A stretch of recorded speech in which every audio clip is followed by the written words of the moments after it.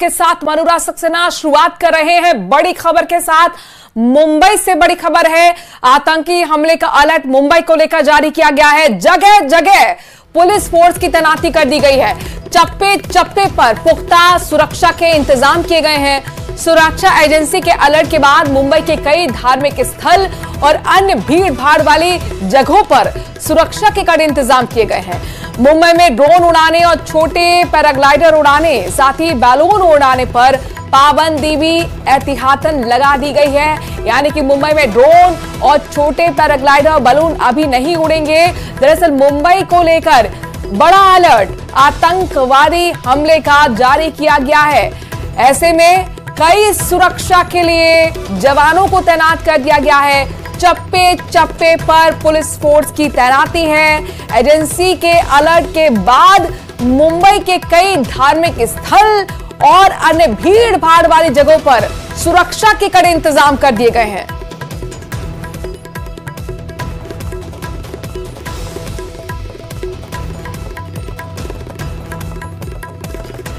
संयुक्त राष्ट्र के मंच से एक बार फिर भारत ने पाकिस्तान को लताड़ लगाते हुए उसकी असलियत दुनिया के सामने रख दी।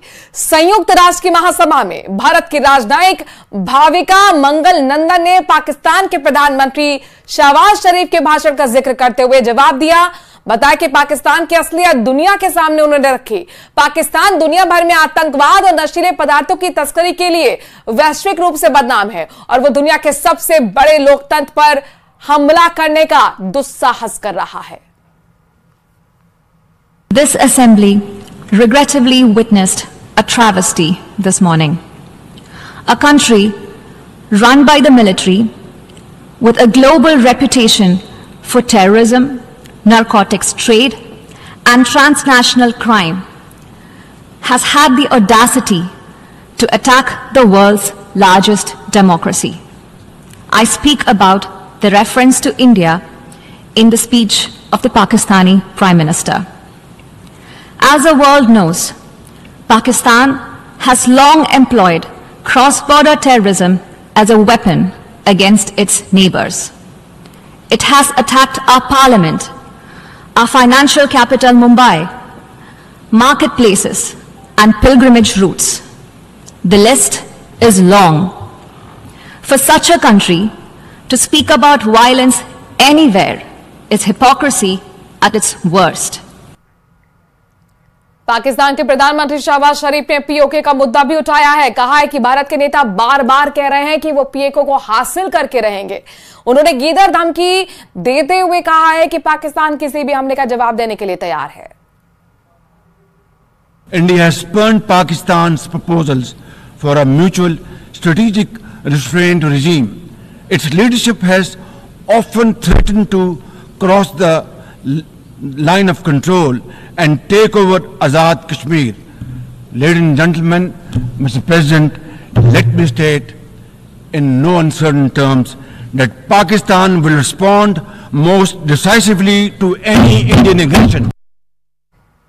भारत ने इसका भी माकूल जवाब दिया और दुनिया को बताया कि पाकिस्तान ओसामा बिन लादेन का घर रहा है और दुनिया के सबसे बड़े आतंकियों का घर रहा है। कहा कि भारत को बार बार ये बात दोहराने की जरूरत नहीं है। उन्होंने कहा कि भारत का रुख साफ है और वो बदलने वाला नहीं है। It is ridiculous that a nation that committed genocide in 1971 and which persecutes its minorities relentlessly even now dare speak about intolerances and phobias. The world can see for itself what Pakistan really is. Mr. President, we are talking about a nation that for long hosted Osama bin Laden, a country whose fingerprints are on so many terrorist incidents across the world, whose policies attract the dregs of many societies to make it their home. Perhaps it should come as no surprise that its Prime Minister would so speak in this hallowed hall. Yet, we must make clear how unacceptable his words are to all of us. We know that Pakistan will seek to counter the truth with more lies. Repetition will change nothing. Our stand is clear and needs no reiteration. बड़ी खबर, चंडीगढ़ में कांग्रेस ने हरियाणा के लिए अपना घोषणा पत्र जारी कर दिया है, लेकिन घोषणा पत्र कार्यक्रम में कुमारी सैलजा और रणदीप सुरजेवाला दिखाई नहीं दिए। मंच पर पूर्व सीएम भूपेंद्र सिंह हुड्डा और कांग्रेस के प्रदेश अध्यक्ष उद्भान के साथ अशोक गहलोत मौजूद थे, लेकिन पार्टी से नाराज चल रही कुमारी सैलजा और रणदीप सुरजेवाला की इस कार्यक्रम से दूरी पर कई सवाल खड़े हो गए।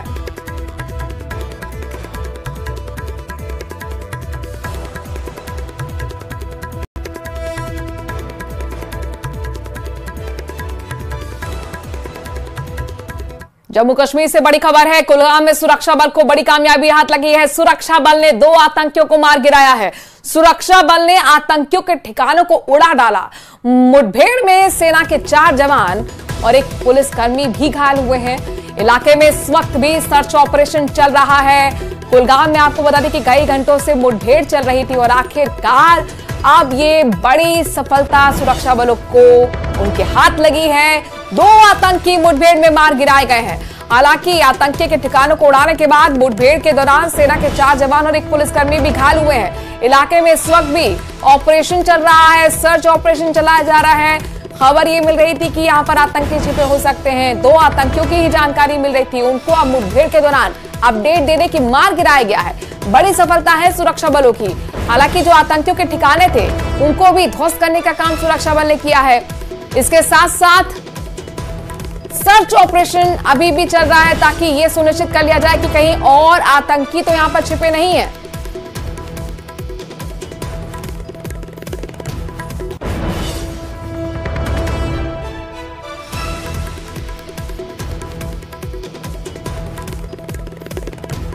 शिमला के संजौली और मंडी में उठा मस्जिद विवाद थमने का नाम नहीं ले रहा है। हिंदू संगठन लगातार प्रदेश भर में बनी अवैध मस्जिदों पर कार्रवाई की मांग कर रहे हैं। इसके बीच आज पूरे हिमाचल में हिंदू संगठनों का प्रदर्शन जारी है और इसी को देखते हुए पूरे हिमाचल में जगह जगह पुलिस बल की तैनाती की गई है। मंडी में भी सभी मस्जिदों के बाहर पुलिस का कड़ा पहरा है। 5 अक्टूबर को नगर निगम आयुक्त की कोर्ट में संजौली मस्जिद विवाद मामले में सुनवाई होनी है।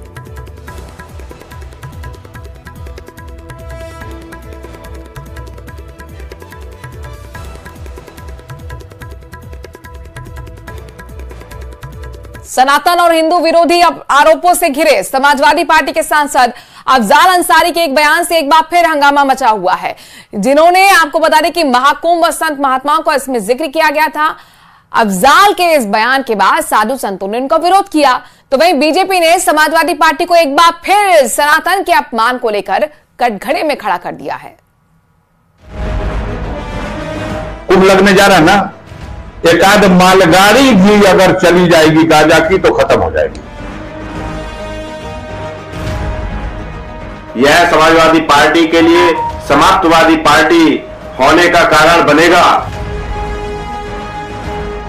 सनातनी कोई हाथ में चूड़ी नहीं पहन रखा है। गलतफहमी में ना रहे कि हम जातियों में बंटे हुए हैं। कई मंदिर मठों में वो लोग भी परंपरागत गांजा पीते हैं।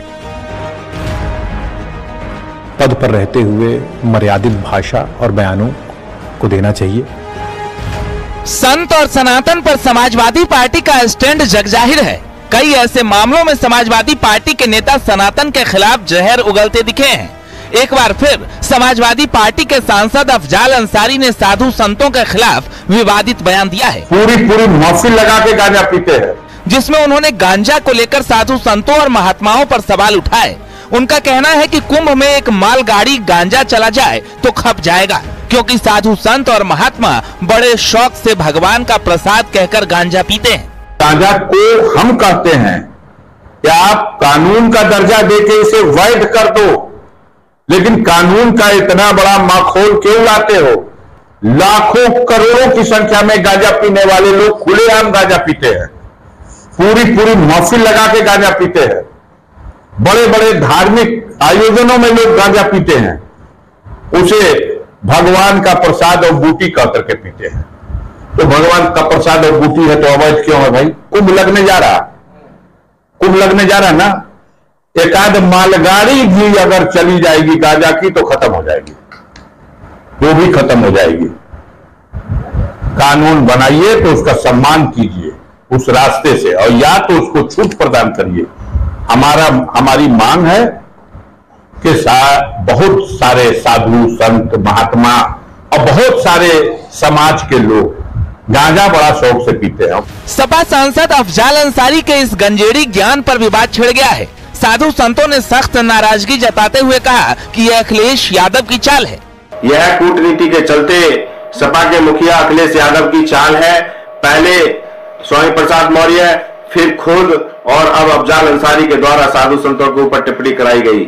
यह समाजवादी पार्टी के लिए समाप्तवादी पार्टी होने का कारण बनेगा। जाकी रही भावना जैसी प्रभु मूर्त देखी तीन तैसी। अफजाल अंसारी शुद्ध रूप से एक आतंकवादी गतिविधि में शामिल रहने वाले लोग हैं, जो लगातार समाज को तोड़ने की बात करते हैं। तो इनसे क्या अपेक्षा कर सकते हो? साधु संतों का अपमान ही कर सकते हैं, क्योंकि उस पार्टी के नेता हैं जिस पार्टी का मुखिया ही कहता हो मठाधीश और माफिया में कोई अंतर नहीं है, तो उस पार्टी का सांसद है तो स्वाभाविक है उसके मन में सनातन के प्रति द्वेष रहेगा ही रहेगा। अफजाल अंसारी के गांजा पर दिए बयान पर सियासत भी तेज हो गई है। बीजेपी ने कहा कि समाजवादी पार्टी के नेता हमेशा से ही सनातन का अपमान करते रहे हैं। सांसद रहते ऐसा बयान देना बेहद गंभीर है। ये गाली देना बंद करें हिंदुओं को, अब बहुत हो गया। सनातनी कोई हाथ में चूड़ी नहीं पहन रखा है। गलतफहमी में न रहे कि हम जातियों में बटे हुए हैं। सनातनी भी समझ गए हैं कि बटे कि कटे, इसलिए अब हम बटेंगे नहीं। समाजवादी पार्टी और अफजाल अंसारी कानून व्यवस्था तोड़ने के प्रतीक रहे हैं और वो बयानबाजी कर रहे हैं। एक तरफ कह रहे हैं कि गांजा फ्री कर देना चाहिए। अरे भाई, आप मेंबर ऑफ पार्लियामेंट हैं, किस तरह की जबान बोल रहे हैं? अफजाल अंसारी के इस बयान पर जहां साधु संत नाराज हैं, वहीं बीजेपी समाजवादी पार्टी को घेरने में जुटी है। ऐसे में समाजवादी पार्टी गोलमोल जवाब देकर इस बयान से पल्ला छुड़ाती दिख रही है और कांग्रेस इस बयान को अफजाल का निजी बयान बता रही है। बुराई नहीं है इस बात को स्वीकार करने में। कई मंदिर मठों में हमारी आपकी जिनमें आस्था भी है, साधु संतों में, वो लोग भी परंपरागत गांजा पीते हैं। ये अफजाल अंसारी जी का व्यक्तिगत बयान है, मैं इस पर टिप्पणी नहीं करूंगा। मैं सिर्फ ये कहना चाहूंगा कि हमें पद पर रहते हुए मर्यादित भाषा और बयानों को देना चाहिए, वही बेहतर होता है। यूपी में उपचुनाव से ठीक पहले अफजाल के गांजा पर दिए ज्ञान से एक बार फिर समाजवादी पार्टी घिरती दिख रही है। हालांकि सियासत जारी है, लेकिन बार बार सनातन पर प्रहार क्या समाजवादी पार्टी की रणनीति का हिस्सा है? Bureau report, news 18।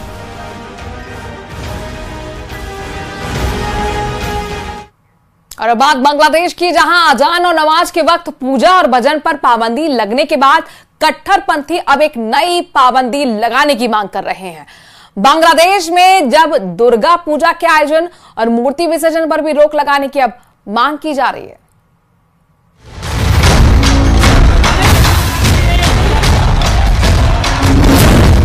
बांग्लादेश में कट्टरपंथियों का नया फरमान।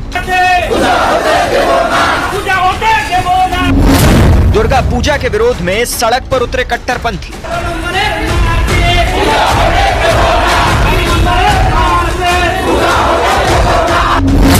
दुर्गा पूजा के लिए हिंदुओं से जजिया टैक्स की मांग। बांग्लादेश की राजधानी ढाका में सड़कों पर कट्टरपंथियों का हुजूम चिल्ला चिल्ला कर कह रहा है कि सदियों से बांग्लादेश में हो रही दुर्गा पूजा अब नहीं होने देंगे। वहीं कट्टरपंथियों का दूसरा धड़ा कह रहा है कि अगर बांग्लादेश में हिंदुओं को दुर्गा पूजा करनी है तो पहले उन्हें जजिया टैक्स जमा करना होगा। जजिया टैक्स की रकम भी कोई मामूली नहीं है, बल्कि 5 लाख बांग्लादेशी टका। यानी कि अगर बांग्लादेश में कोई हिंदू दुर्गा पंडाल लगाना चाहता है तो उसे पहले इन कट्टरपंथियों को जजिया टैक्स देना होगा। उसके बाद ही कोई हिंदू दुर्गा पूजा पंडाल लगा सकता है। अगर बिना जजिया टैक्स जमा किए कोई हिंदू दुर्गा पूजा करना चाहता है तो शायद उसे उसी हालात का सामना करना पड़ सकता है जो बांग्लादेश में तख्ता पलट के वक्त हुआ।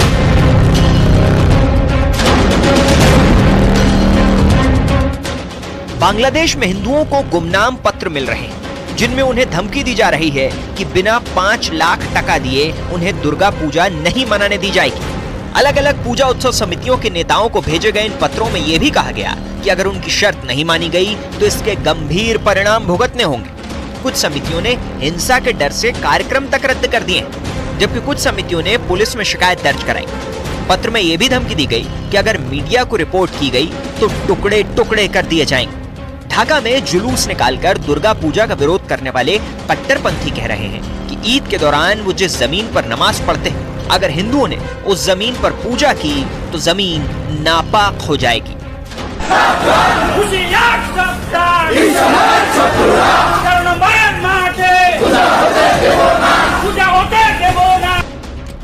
बांग्लादेश में कई जगहों पर तैयार की जा रही दुर्गा प्रतिमाओं को तोड़ने की भी खबर है। हिंदू समुदाय का कहना है कि वो डरे हुए हैं, सरकार से सुरक्षा की उम्मीद कर रहे हैं, लेकिन सरकार, पुलिस या प्रशासन की तरफ से अभी तक हिंदुओं को कोई भी आश्वासन नहीं मिला है और सरकार से ऐसा कोई आश्वासन मिलने की उम्मीद कम ही है, क्योंकि कुछ दिन पहले ही अंतरिम सरकार की तरफ से एक तुगलकी फरमान आया था जिसके मुताबिक बांग्लादेश में अजान के वक्त हिंदू पूजा पाठ नहीं कर सकेंगे। अजान और नमाज के वक्त हिंदू समुदाय के लोगों को लाउड स्पीकर पर भजन सुनने की इजाजत भी नहीं होगी। और अब बांग्लादेशी हिंदुओं का सबसे बड़े त्योहार यानी दुर्गा पूजा पर इस तरह की पाबंदी की कोशिश की जा रही है। हाल ही में बांग्लादेश में अंतरिम सरकार के मुखिया मोहम्मद यूनुस ने कहा कि तख्ता पलट के बाद अब एक नया बांग्लादेश बन रहा है। तो सवाल है कि क्या नया बांग्लादेश उसी पाकिस्तान की राह पर चल पड़ा है जहां हिंदुओं पर अत्याचार होते हैं, जब मर्जी मंदिरों में तोड़फोड़ की जाती है और हिंदू बेटियों को अगवा कर जबरन कलमा पढ़वाकर निकाह करा दिया जाता है।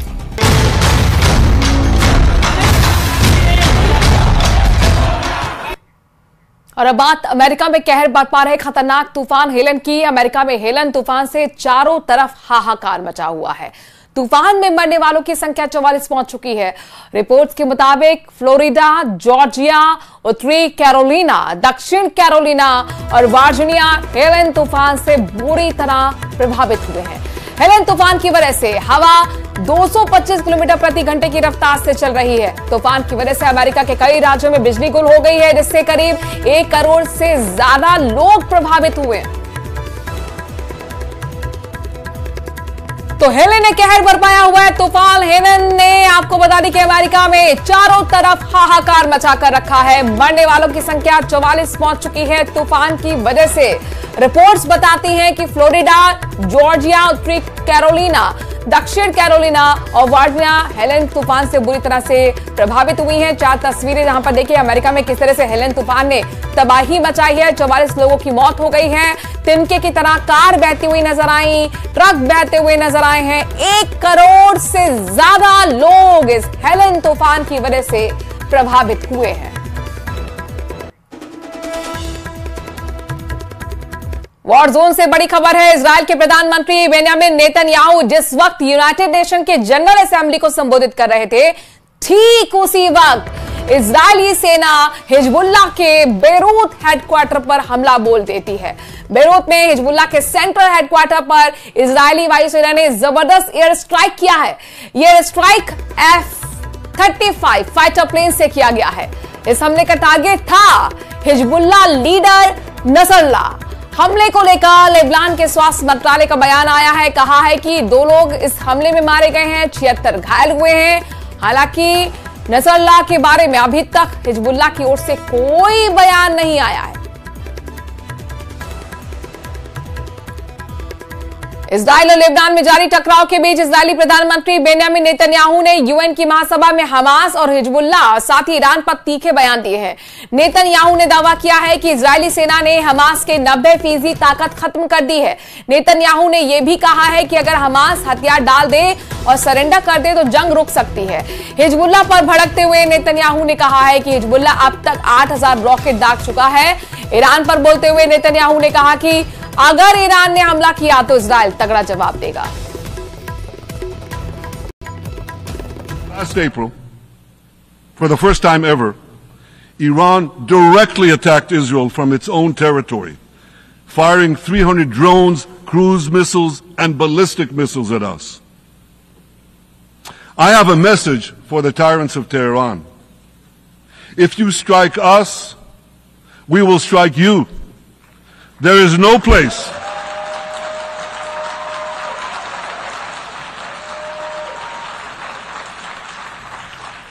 There is no place in Iran that the long arm of Israel cannot reach, and that's true of the entire Middle East. Far from being lambs led to the slaughter, Israel's soldiers have fought back with incredible courage and with heroic sacrifice. And I have another message for this assembly and for the world outside this hall. We are winning. Lebanon में घुसने की Israel की सेना ने पूरी तैयारी कर ली है। हवाई हमले जारी हैं और जमीनी हमले करना भी इजराइल की सेना शुरू कर सकती है। लेबनान में इजराइल की एंट्री होती है तो क्या ईरान खामोश बैठेगा? ये बड़ा सवाल है।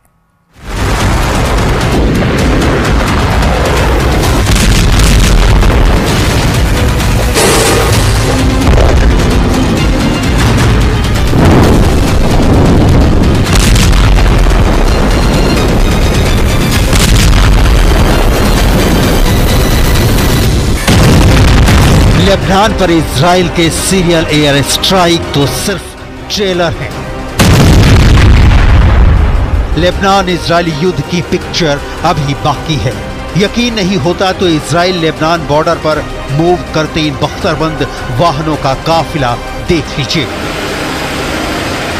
इजराइल लेबनान में घुसने की तैयारी कर चुका है। किसी भी वक्त इजराइल की सेना लेबनान में घुस सकती है। यानी पहले इजराइल ने हिजबुल्लाह को एयर स्ट्राइक से दहलाया, अब लेबनान के भीतर घुसकर गाजा की तरह तबाह और बर्बाद करने वाला है। Thousands of Iranian-backed Hamas terrorists from Gaza burst into Israel in pickup trucks, on motorcycles, and they committed unimaginable atrocities. They savagely murdered 1,200 people. They raped and mutilated women. They beheaded men. They burnt babies alive. They burnt entire families alive, babies, children, parents, grandparents, in scenes reminiscent of the Nazi Holocaust. Hamas kidnapped 251 people from dozens of different countries, dragging them into the dungeons of Gaza. Israel has brought home 154 of these hostages, including 117 who returned alive. Israel की planning है कि वो Lebanon के भीतर घुसकर Hezbollah के ठिकानों पर हमला बोलेगा। इजरायली फौज लेबनान के किस इलाके में सबसे पहले एंट्री की तैयारी कर रही है? इजरायली फौज लेबनान में किन हथियारों से विध्वंस करने की तैयारी कर रही है? इजराइल लेबनान पर कब से जमीनी हमले शुरू कर देगा और क्या इजराइल लेबनान में रुककर उसके इलाके पर नियंत्रण करने की योजना बना रहा है? इन सारे सवालों का जवाब डिटेल में दिखाएंगे। उसके पहले इजराइल के लेफ्टिनेंट जनरल हर्जी हलेवी को सुन लीजिए। כאן למעלה, אנחנו תוקפים כל היום, גם כדי להכין את השטח לקראת האפשרות של הכניסה שלכם, וגם כדי להמשיך לפגוע בחיזבאללה. חיזבאללה היום הרחיב.